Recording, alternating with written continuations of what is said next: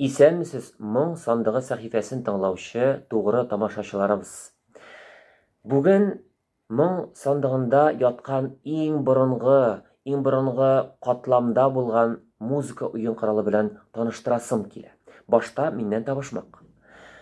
Җанлы җансызны кыйный, җансыз кычкырып елый. Моның җавабы барабан. Ләкин бүген гади барабан турында сүз бармый. Бүген мәҗүсилек чорыннан килә торган борынгы кам диңгере турында сүз барыр.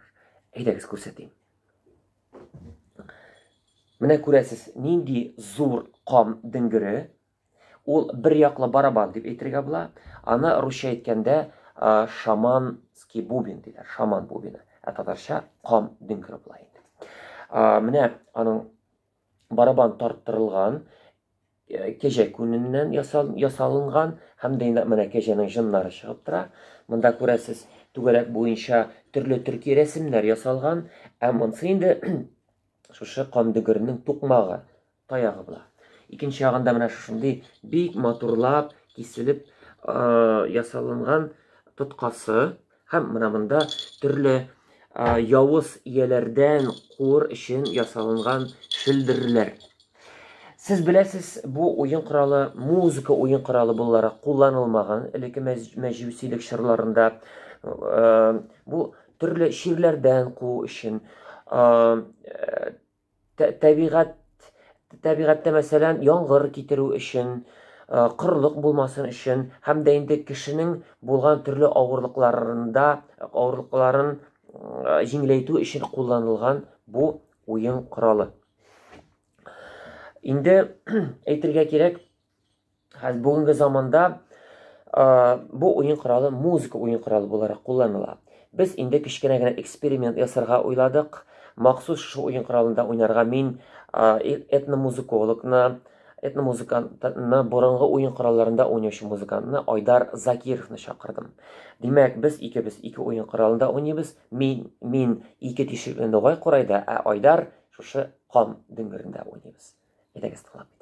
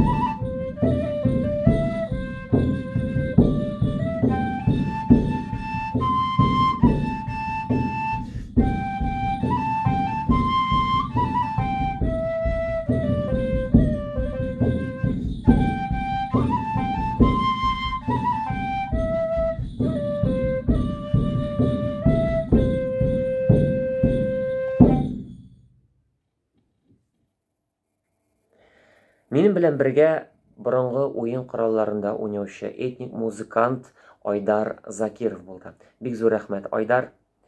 Инде халык иҗатында шундый юллар бар. Эшең пошса, музыка уйна.